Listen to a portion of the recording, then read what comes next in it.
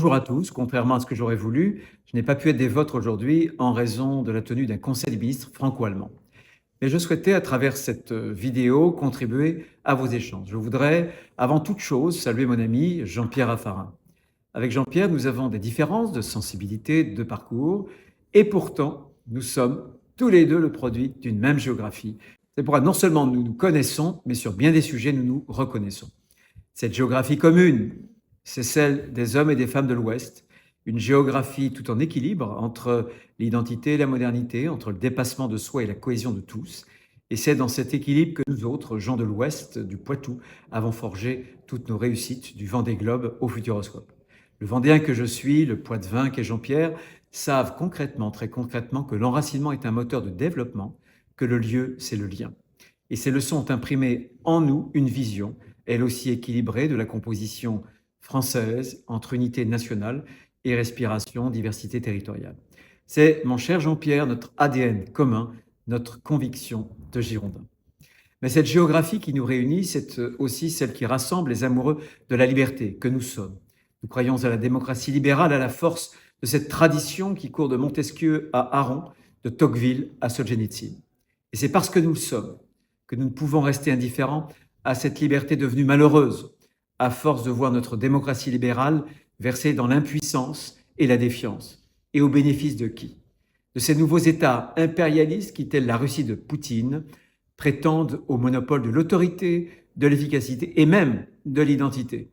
Ces principes qui pourtant sont aussi les nôtres et que ces États défigurent et dénaturent. Alors comment redonner de la puissance à cette démocratie libérale que nous aimons? D'abord peut-être en lui redonnant ce double pouvoir qui a fait sa force, le pouvoir d'agir et le pouvoir de dire. Le pouvoir d'agir pour sortir de ce que j'appelle l'impossibilisme. L'impossibilisme, c'est lorsqu'au nom de l'état de droit, il devient impossible de modifier l'état du droit. J'en sais quelque chose. Cette approche est absurde, je crois, et même dangereuse. Absurde car l'état de droit, c'est la limitation du pouvoir, la limitation des pouvoirs de l'exécutif, mais pas sa neutralisation. Le refus de l'arbitraire ne peut être un prétexte pour ne rien faire.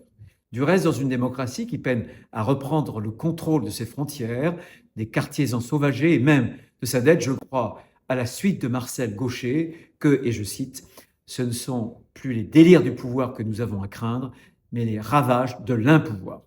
Or, le sentiment que le pouvoir n'a plus vraiment le pouvoir, c'est celui-là même sur lequel prospèrent tous les démagogues, les populistes. Oui, l'impossibilisme, c'est du pain béni pour ces mouvements.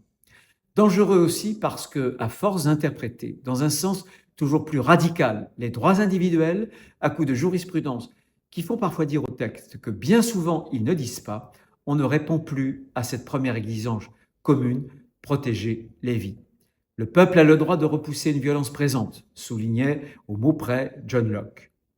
Comment protéger la société française lorsque le Conseil constitutionnel censure une loi pour étendre la rétention des étrangers très dangereux à 7 mois, comme celui qui a tué la jeune Philippine, et alors même que pas moins de 14 pays européens ont porté la durée de rétention chez eux jusqu'à 18 mois. Pourquoi donc s'interdire ce que le droit européen autorise? C'est une folie qu'au moment même où le politique, face à toutes les crises, doit trancher dans le vif, on lui lie les mains. C'est pourquoi, pour redonner ce pouvoir d'agir à la démocratie, il faudra en passer par le pouvoir du peuple souverain, étendre vraisemblablement le champ du référendum au sujet, par exemple, migratoire. Redonner à la démocratie un pouvoir d'agir pour sortir de l'impossibilisme, mais lui redonner aussi son pouvoir de dire pour sortir des conformismes. La crise de notre démocratie, c'est aussi la crise de la parole publique qui, à force d'euphémiser, de minimiser, désespère les Français. La démocratie qui suscite la confiance, c'est celle qui parle vrai, qui porte une parole d'évidence, de bon sens, pour dire qu'un délinquant est un délinquant, pas une victime de la société, pour rappeler que le travail doit payer davantage que le fait de ne pas travailler. Les paroles justes, prononcées au bon moment, comme disait Hannah Arendt, sont de l'action. Dire les choses, c'est déjà contribuer à les changer. Et on a besoin de changement. S'il est un conservatisme que je refuse, c'est celui du statu quo.